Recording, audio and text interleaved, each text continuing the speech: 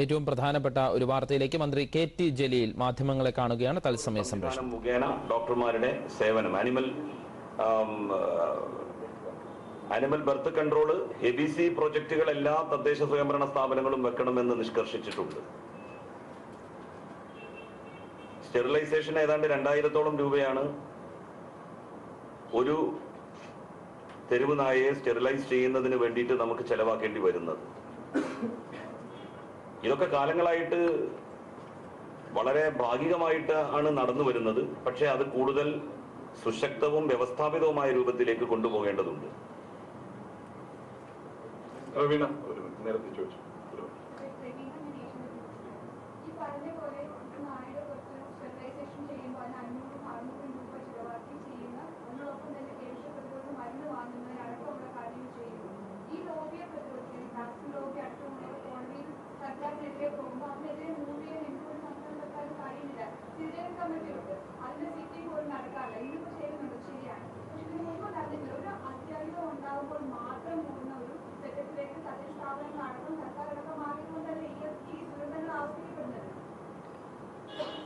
തദ്ദേശ സ്വയംഭരണ സ്ഥാപനങ്ങൾക്ക് ഇക്കാര്യത്തിലൊരു ഇടപെടലിന് ഇപ്പൊ കോടതിയുടെ നിരീക്ഷണം, അതുപോലെ തന്നെ കേന്ദ്ര മന്ത്രാലയത്തിന്റെ വകുപ്പ് കൈകാര്യം ചെയ്യുന്ന മന്ത്രിമാരുടെ അഭിപ്രായ പ്രകടനങ്ങൾ, ഇതൊക്കെ നിലനിൽക്കുന്നത് കൊണ്ട് ആർക്കും ഇക്കാര്യത്തിൽ വ്യക്തമായിട്ടുള്ള ഒരു അഭിപ്രായം പറയാൻ കഴിയാത്തൊരു സ്ഥിതി നിലനിന്നിരുന്നു. ഇപ്പോഴും അത് നിലനിൽക്കുന്നുണ്ട്, ഇല്ല എന്നുള്ളതല്ല. പക്ഷേ അതിനെയൊക്കെ അവഗണിച്ചുകൊണ്ടാണ് നമ്മളിപ്പോൾ ഈ അഭിപ്രായം പറയുന്നത്. എന്തു വരികയാണെങ്കിലും വരട്ടെ. കാരണം ആളുകളുടെ ജീവന് വലിയ ഭീഷണിയായിട്ട് തെരുവ് നായ്ക്കളുടെ ശല്യം മാറിക്കൊണ്ടിരിക്കുകയാണ്. അപ്പൊ ഇതിന് നമുക്ക് നേരിട്ടേ പറ്റൂ.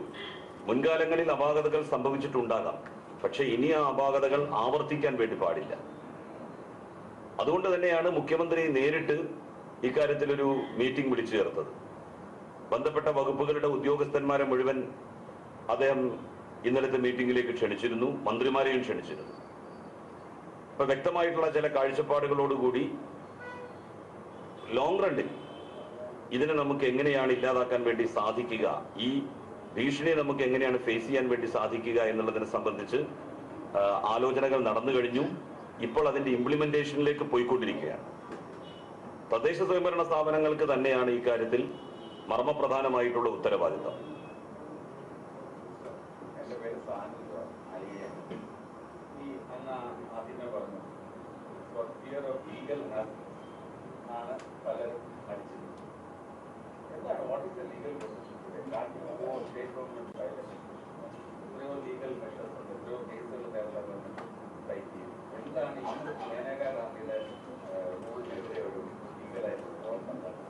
നിലവിൽ തന്നെ പ്രിവെൻഷൻ ഓഫ് ക്രൂവൽറ്റീസ് ടു അനിമൽസ് എന്ന് പറഞ്ഞൊരു നിയമം കേന്ദ്രത്തിൽ നിലവിലുണ്ട്.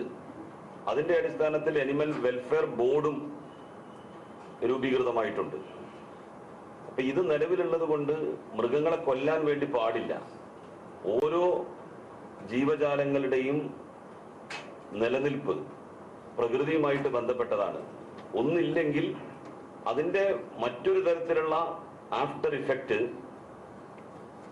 ഭൂമിയിൽ ഉണ്ടാകും, അല്ലെങ്കിൽ നമ്മുടെ ചുറ്റുപാടുകളിൽ ഉണ്ടാകും എന്നുള്ളത് ഒരു യാഥാർത്ഥ്യം തന്നെയാണ്. നമുക്ക് ഈ നായ്ക്കളെ മുഴുവൻ കൊല്ലാൻ വേണ്ടി കഴിയില്ല. ആക്രമണ സ്വഭാവം, അതെ, യെസ്, ഫെറോഷ്യസ് ആൻഡ് ഡേഞ്ചറസ്. അതെ,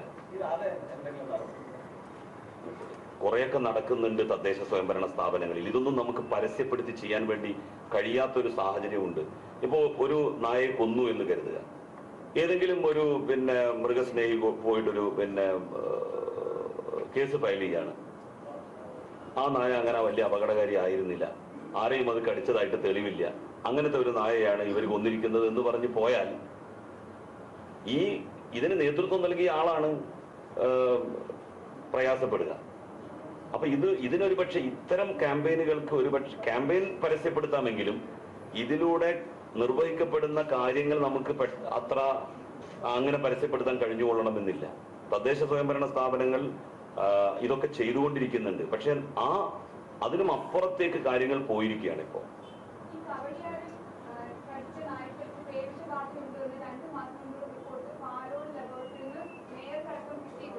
അതിന്റെ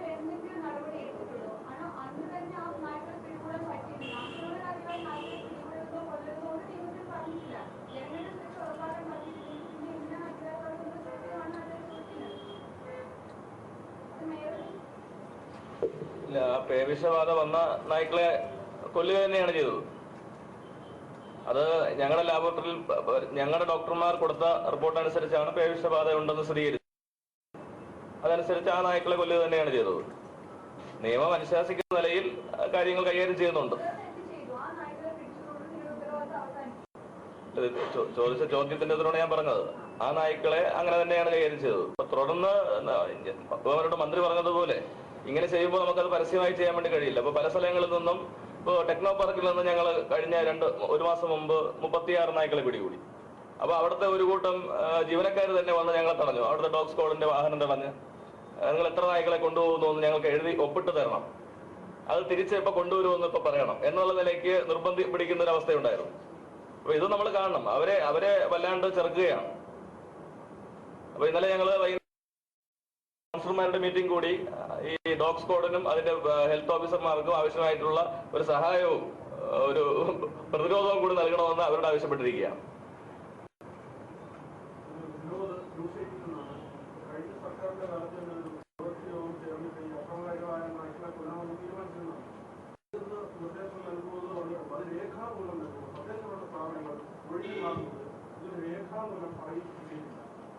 തീർച്ചയായിട്ടും അത് രേഖാമൂലം തന്നെ നൽകും. ഇന്ന് അതിനുള്ള തീരുമാനം ഉണ്ടായിട്ടുണ്ട്. ഇത് ഡേഞ്ചറസ് ആയിട്ടുള്ള, പക്ഷെ നമുക്ക് കോടതിയുടെ നിയമത്തിന്റെ പരിധിയിൽ നിന്നുകൊണ്ടേ നമുക്കത് പറയാൻ വേണ്ടി പറ്റുള്ളൂ. ഇവയെ പരസ്യമായിട്ട് നമ്മൾ സാധാരണ